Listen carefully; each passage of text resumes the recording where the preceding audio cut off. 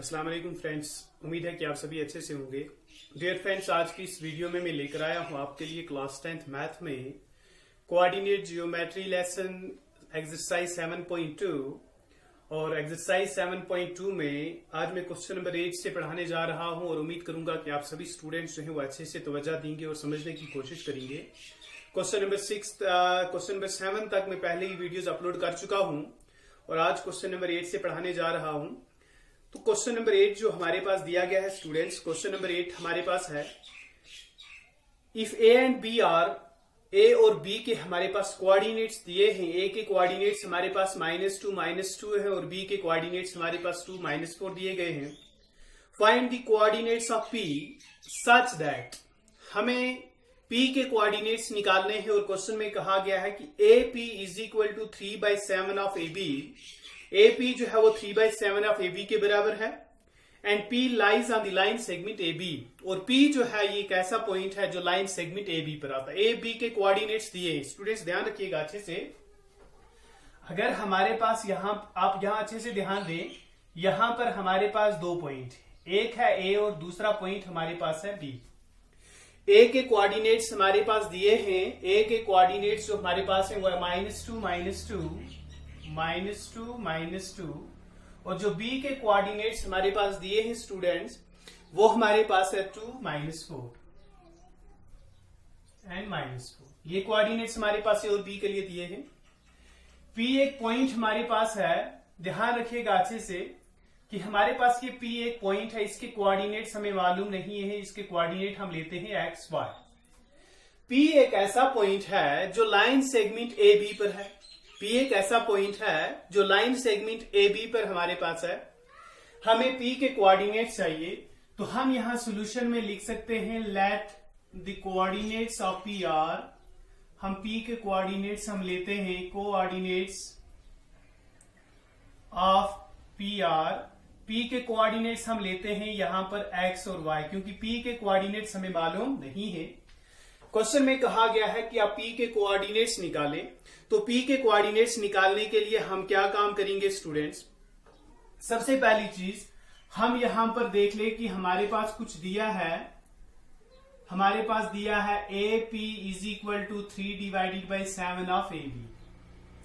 ए P जो हमारे पास है, यानी पी एक पॉइंट हमारे पास है यहां पर। ए पी जो है वो 3/7 ऑफ ए बी के बराबर है। आप इसे इस तरीके से लिख सकते हैं, A P divided by A B is equal to 3/7। ठीक है स्टूडेंट्स, यानी A P divided by A B is equal to 3/7 आप ले सकते हैं। जैसे कि मैंने इससे पहले की वीडियोस में आपको अच्छे से समझाया था कि अगर हमारे पास कुछ चाहिए सिंपल लफ्जों में, मैथमेटिक्स रूल इस तरीके से नहीं कहा जाता है, लेकिन सिंपल लफ्जों में अगर 3/7 हम लेते हैं तो ये बनेगा आपके पास, यानी जो इसके अपोजिट साइड में है वो न्यूमरेटर ले लेते हैं, जो साथ में है वो डिनोमिनेटर। रूल ये है कि अगर आपको ये खत्म करना है तो हम अगर 3/7 हमें चाहिए, ए बी अगर हमें खत्म करना है, दोनों साइड को डिवाइड करेंगे ए बी के साथ। ए बी और ए बी कैंसिल हो जाएगा, यहां पर आ जाएगा A P divided by A B, वो आ गया आपके पास 3/7। अब यहां पर हमारे पास चूंकि ए पी जो है वो 3/7 के बराबर है, तो आप इसको इस तरीके से लिख सकते हैं, which implies A P is equal to 3 and A B is equal to 7। तो अगर ए बी हमारे पास 7 के बराबर है, ए पी हमारे पास 3 के बराबर है, पी एक पॉइंट हमारे पास यहां पर है, तो पी बी हम ले लेते हैं दूसरा। मिसाल के तौर पर मान लिया कि ये हमारे पास एक पॉइंट है पी, ठीक है। ये ए पी जो हमारे पास है ये 3 के बराबर है, और ये जो हमारे पास है ए बी ये हमारे पास 7 के बराबर है।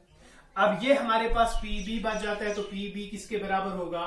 तो हम लिख सकते हैं P B is equal to, यहां से लेकर यहां तक है ए बी, तो हम लिखेंगे A B minus A P, वो आ गया 7 - 3, वो बन गया 4 के बराबर।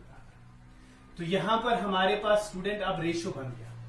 रेशो क्या बन गया हमारे पास? 3:4। तो हम लिख सकते हैं therefore P divides A be in the ratio 3:4। Therefore P divides A be in the ratio 3:4। तो किस रेशो में पी ने डिवाइड किया? सबसे पहली चीज, क्योंकि हमें कोऑर्डिनेट्स निकालने के लिए रेशो मालूम होने चाहिए। अब हमारे पास ए पी जो हमारे पास है ये डिवाइड करता है ए बी को 3:4 रेशो में। हम क्या काम करेंगे स्टूडेंट्स? अब हम निकालेंगे कोऑर्डिनेट्स ऑफ पी, तो हम लिखेंगे coordinates of P. Coordinates of P R. अब पी के कोऑर्डिनेट्स हमारे पास क्या है? सबसे पहली चीज एक्स कोऑर्डिनेट, एक्स हो गया हमारे पास m1 x2 यानी 3 इंटू 2, वो आ गया आपके पास 6, प्लस m2 x1, m2 है 4 के बराबर, और x1 जो हमारे पास है वो किसके बराबर है स्टूडेंट? -2 के बराबर, यानी प्लस माइनस -4 इंटू 2 आ गया आपके पास 8। तो ये बन गया हमारे पास -8 divided bye m1 plus m2 आ गया आपके पास 3 प्लस 4। ध्यान रखिएगा स्टूडेंट्स, m1 x2 यानी 3 इंटू 2 आ गया आपके पास 6, प्लस m2 x1 4 इंटू 2 आ गया 8, प्लस माइनस माइनस तो -8 divided bye m1 plus m2। इसी तरीके से y coordinate m1 y2 3 into 4 आ गया 12, लेकिन -12 रहेगा, plus m2 y1 plus minus -4 into 2 आ गया 8 यानी -8 divided by 3 plus 4 is equal to, ध्यान रखिएगा 6 प्लस माइनस -8 बनेगा डिवाइडेड बाय 7, यहां पर -12 plus minus -8 divided by 7 is equal to, ध्यान रखिएगा स्टूडेंट्स 6 माइनस 8, 6 माइनस 8 साइन बड़ी एब्सोल्यूट वैल्यू का रहेगा तो माइनस, यानी -2 डिवाइडेड बाय 7, और -12 माइनस 8 बन गया -20 divided by 7, hence coordinates of P R, hence coordinates of P R, P के कोऑर्डिनेट्स हमें मिल गए -2/7 एंड -20 डिवाइडेड बाय 7। उम्मीद करता हूं स्टूडेंट्स कि आप सभी को यह अच्छे से समझ आया होगा। इस तरीके से हमारे पास कोऑर्डिनेट्स मिल गए, किसके लिए?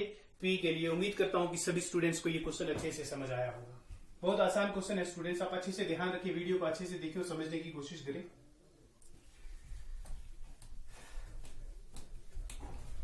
अब हम नेक्स्ट क्वेश्चन की तरफ चलेंगे। क्वेश्चन नंबर 9 हमारे पास जो है, डियर स्टूडेंट्स, क्वेश्चन नंबर 9 हमारे पास दिया है, find the coordinates of the P, coordinates of the point which divides the line segment joining A and B into 4 equal parts. हमारे पास ए और बी 2 पॉइंट दिए गए हैं स्टूडेंट्स हमारे पास। अब ए और बी हमारे पास जो 2 पॉइंट्स दिए गए हैं, क्वेश्चन में कहा गया कि आप ए और बी जो जॉइनिंग हमारे पास है, इस जॉइनिंग को जो पॉइंट्स 4 इक्वल पार्ट्स में डिवाइड करेंगे, इस जॉइनिंग को जो पॉइंट्स 4 इक्वल पार्ट्स में डिवाइड करेंगे, उन पॉइंट्स के हमें कोऑर्डिनेट्स चाहिए। तो उनके कोऑर्डिनेट्स के लिए सबसे पहली चीज हमें ए बी एक लाइन सेगमेंट ले लेते हैं स्टूडेंट्स, ध्यान रखिएगा। हम यहां ले लेते हैं सबसे पहली चीज, ये हमारे पास है ए और बी, यहां ए हम लेते हैं, यहां हम बी ले लेते हैं। ए के कोऑर्डिनेट्स हमारे पास दिए गए हैं स्टूडेंट्स, ध्यान रखिएगा -2 and 2, -2 2, और जो बी के कोऑर्डिनेट्स हमारे पास दिए गए हैं, बी के कोऑर्डिनेट्स हमारे पास है 2 and 8। तो एक ऐसा हमारे पास ऐसे पॉइंट्स इसमें लेने हैं कि जिन पॉइंट्स की वजह से ये लाइन सेगमेंट जो हमारे पास है वो 4 इक्वल पार्ट्स में डिवाइड हो। तो हम लिख सकते हैं स्टूडेंट्स, ध्यान रखिएगा 4 इक्वल पार्ट्स अगर हमने इसके बनाने हैं तो यहां पर हम लेते हैं एक पार्ट हम ले लेते हैं स्टूडेंट्स, ध्यान रखिएगा, यहां पर दूसरा ले लेते हैं, यहां पर तीसरा ले लेते हैं। तो यहां पर हम अच्छे से ध्यान रखें स्टूडेंट, यहां पर हमने ये 4 पार्ट्स लिए, ये पार्ट, ये पार्ट, ये और ये पार्ट, ये चारों पार्ट जो है आपस में इक्वल होने चाहिए। यानी हमारे पास 3 पॉइंट इस लाइन सेगमेंट पर आ गए। ये वो 3 पॉइंट है जो हमारे पास इस लाइन सेगमेंट को 4 इक्वल पार्ट्स में डिवाइड करते हैं। इन पॉइंट्स के हम नाम ले सकते हैं, जैसे कि यहां पर ए बी हमारे पास है, यहां सी ले लें, यहां डी ले लें और यहां ई ले लें। ठीक है, तो हमने ले लिया ए बी हमारे पास रिक्वायर्ड जो हमारे पास पॉइंट्स थे। Let the required points B C D and E. हमारे पास जो ये रिक्वायर्ड पॉइंट्स हमारे पास जो है वो हमारे पास हो गए सी डी और ई। ये रिक्वायर्ड पॉइंट्स हमारे पास है। इन पॉइंट्स के क्या कोऑर्डिनेट्स हैं, वो कोऑर्डिनेट्स हमें चाहिए।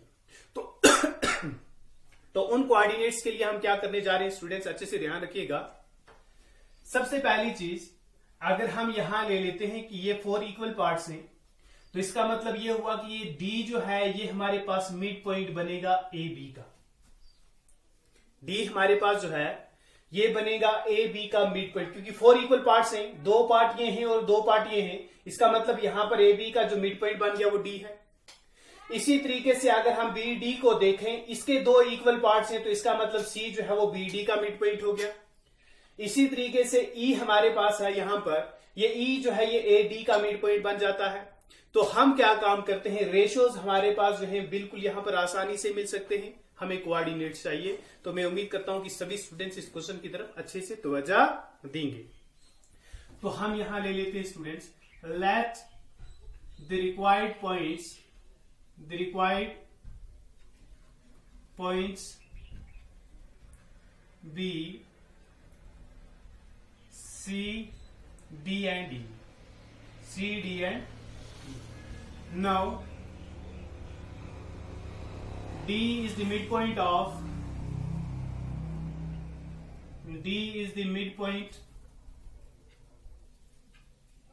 AB,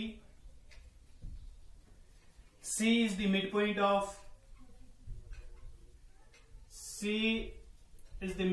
of BD, and E is the midpoint of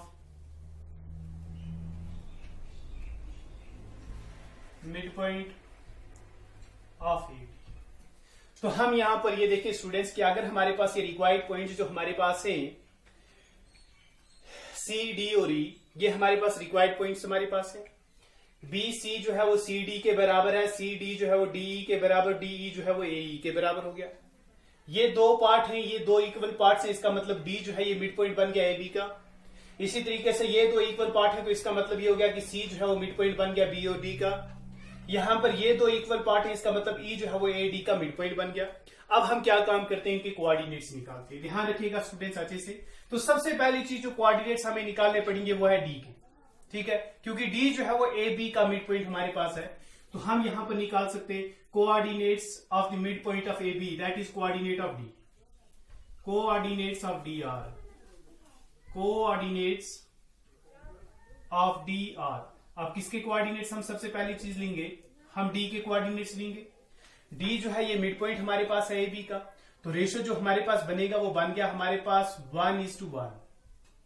अब D के कोऑर्डिनेट्स चाहिए, तो m1x2 यानी 1:2 प्लस m2x1 1:-2 आ गया -2 divided bye m1 plus m2। फिर यहां पर m1y2 1:8 8 प्लस m2y1 1:2 आ गया 2 डिवाइडेड बाय हमारे पास 1 प्लस 1 वो आ गया आपके पास 2 इज इक्वल टू। अब यहां पर 2 प्लस माइनस -2 2 -2 0 0 डिवाइडेड बाय 2 वो 0 ही रहेगा। 8 plus 2 10 10 divided by 2 is equal to आ गया 5। तो हमारे पास डी के कोऑर्डिनेट्स मिल गए 0 और 5। तो हम यहां लिख सकते हैं स्टूडेंट्स 0 और 5। इसी तरीके से अब हम क्या काम करते हैं, डी के कोऑर्डिनेट्स हमें मिल गया, अब सी के कोऑर्डिनेट्स लेते हैं। तो हम यहां लिख सकते हैं coordinates of C R, coordinates of C R, C के कोऑर्डिनेट्स लेते। जब यहां पर हमारे पास सी है तो ये रेशियो जो हमारे पास बनेगा ये बन गया 1:1, क्योंकि C is the mid point of B D. C जो है ये बी डी का मिड पॉइंट है स्टूडेंट्स, तो ध्यान रखिएगा अच्छे से। तो सी के कोऑर्डिनेट्स हमें चाहिए m1x2 यानी 1:2 प्लस m2x1 आ गया 1:0 divided by m1 plus m2 यानी 1 प्लस 1। m1y2 1:8 8 प्लस m2y1 1:5 आ गया 5 divided by m1 plus m2 यानी 1 plus 1 is equal to 2 plus 0 2 2 divided by 2 is equal to 1। 8 plus 5 13 बन गया 13 डिवाइडेड बाय 2। अब यहां पर ई के कोऑर्डिनेट्स चाहिए, तो हम यहां लिख सकते हैं coordinates of E R, coordinates of E R. अब ई के कोऑर्डिनेट्स हमें चाहिए, E is the mid point of AD जो मैंने आपसे पहले ही कहा, तो रेशियो क्या बनेगा 1:1। तो हम यहां ले सकते हैं m1x2 यानी 1:0 प्लस m2x1 1:-2 आ गया -2 divided bye m1 plus m2 यानी 1 plus 1।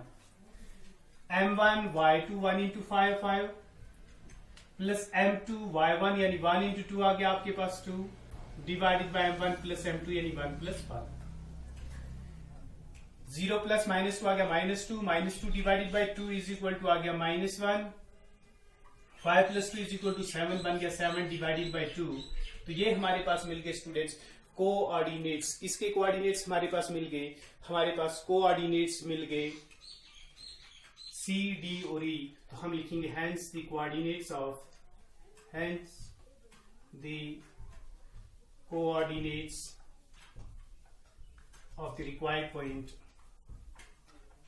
required point C, D and E। C, D and E are C, D और E के जो कोऑर्डिनेट्स हमारे पास मिल गए। C के कोऑर्डिनेट्स हमारे पास क्या है students 1 and 13 divided by 2। D के कोऑर्डिनेट्स हमारे पास है 0 and 5 एंड E के जो कोऑर्डिनेट्स हमारे पास है स्टूडेंट्स वो आ गया -1 and 7 डिवाइडेड बाय 2। उम्मीद करता हूं कि सभी स्टूडेंट्स को ये क्वेश्चन जो है वो अच्छे से समझ आया होगा और सभी स्टूडेंट्स जो है इस क्वेश्चन की तरफ अच्छे से तवज्जो भी देंगे और वीडियो को अच्छे से देखेंगे और समझने की कोशिश करेंगे। अब मैं इस एक्सरसाइज का लास्ट क्वेश्चन लेने वाला हूं स्टूडेंट्स। उम्मीद करता हूं कि यहां तक आप सभी को अच्छे से समझ आया होगा। डियर स्टूडेंट्स, अब इसके बाद जो आपके पास लास्ट क्वेश्चन है इस एक्सरसाइज का, अगर आप चाहें तो आप अच्छे से खुद भी कर सकते हैं। क्वेश्चन आपके पास है find the area of a rhombus if its vertices are. Area of rhombus हमें चाहिए अगर हमारे पास वर्टिसेस दिए गए हैं रॉम्बस के, taken in order. Area of rhombus जो होता है स्टूडेंट्स हो गया 1/2 प्रोडक्ट ऑफ इट्स डायगोनल। तो हम क्या काम करते हैं? सबसे पहली चीज हम एक रॉम्बस ले लेते हैं। रॉम्बस हमारे पास क्या है? एक ऐसी पैरेललोग्राम जिसके चारों साइड बराबर होते हैं, उसे आप रॉम्बस कहते हैं। ये ए, बी, सी और डी। तो हम यहां पर ले सकते हैं लेट ए, पहले जो कोऑर्डिनेट्स हमारे पास है उसे नाम दे देते हैं हम ए। तो हम ए लेते हैं 3 0। बी के कोऑर्डिनेट्स हमारे पास जो दिए गए हैं स्टूडेंट्स वो आ गया 4 5। सी के जो कोऑर्डिनेट्स हमारे पास दिए गए हैं वो आ गया -1 4। और जो डी के कोऑर्डिनेट्स हमारे पास दिए हैं वो -2 -1। ठीक है, तो हम क्या काम करते हैं स्टूडेंट? सबसे पहली चीज हम ले लेते हैं कि हमारे पास जो कोऑर्डिनेट्स दिए हैं हम ले सकते हैं लेट ए यानी 3 0। बी हमारे पास है 4 5। सी हमारे पास है -1 and 4 एंड डी हमारे पास आ गया -2 and -1। Be the vertices of a parallelogram. Be the vertices of a rhombus. तो ये हमारे पास वर्टिसेस है किसके स्टूडेंट्स? रॉम्बस की। और रॉम्बस का एरिया हमें चाहिए, जबकि हम ये जानते हैं कि एरिया ऑफ रॉम्बस जो होता है वो क्या 1/2 प्रोडक्ट ऑफ इट्स डायगोनल, यानी 1/2 half of the product of diagonal. तो उसके लिए हमें डायगोनल चाहिए। जैसे कि एक डायगोनल हो गया हमारे पास AC और दूसरा डायगोनल हो गया हमारे पास BD। तो जब डायगोनल हमारे पास चाहिए बाय डिस्टेंस फार्मूला हम डायगोनल निकालेंगे। बाय डिस्टेंस फार्मूला, तो डिस्टेंस फार्मूला से हमें डायगोनल चाहिए। AC is equal to, AC हमारे पास किसके बराबर? Square root of x2 minus x1 का होल स्क्वायर। x2 आ गया -1, x2 माइनस x1, x1 जो है वो 3 के बराबर है, प्लस y2 माइनस y1 यानी 4 माइनस 0, -1 -3 आ गया -4 का स्क्वायर, 4 माइनस 0 आ गया 4 स्क्वायर, 4 स्क्वायर आ गया 16 के बराबर, 4 स्क्वायर आ गया 16 के बराबर, 16 प्लस 16 आ गया हमारे पास 32। उम्मीद करता हूं कि सभी स्टूडेंट्स को यहां तक अच्छे से समझ आ गया होगा। यहां पर हमारे पास 4 स्क्वायर 16 के बराबर, 4 स्क्वायर जो हमारे पास है वो 16 के बराबर आ गया, ये बन गया स्क्वायर रूट ऑफ 32। अब यहां पर हम अच्छे से देखें, अगर हम 32 की प्राइम फैक्टराइजेशन करते हैं, 2 इंटू 16, 2 इंटू 8, 2 इंटू 4, यहां पर 2 इंटू 2। तो यहां पर ये दो जो हमारे पास है यानी 2 इंटू 2 4 बाहर हमारे पास आ जाएगा स्टूडेंट्स, तो ये बनेगा 4√2। इसी तरीके से हमारे पास है जब AC हमारे पास मिल गया, आप अच्छे से ध्यान रखें x2 माइनस x1 यानी -1 माइनस 3 का whole square plus y2 minus y1 हो गया 4 माइनस 0 का होल स्क्वायर। तो ये -1 माइनस 3 बन गया -4 स्क्वायर, 4 स्क्वायर 16 के बराबर, 4 स्क्वायर 16 के बराबर, 16 प्लस 16 आ गया 32, स्क्वायर रूट ऑफ 32 को आप लिख सकते हो 4√2 के बराबर। अब हम क्या काम करते हैं, बी डी लेते हैं स्टूडेंट्स।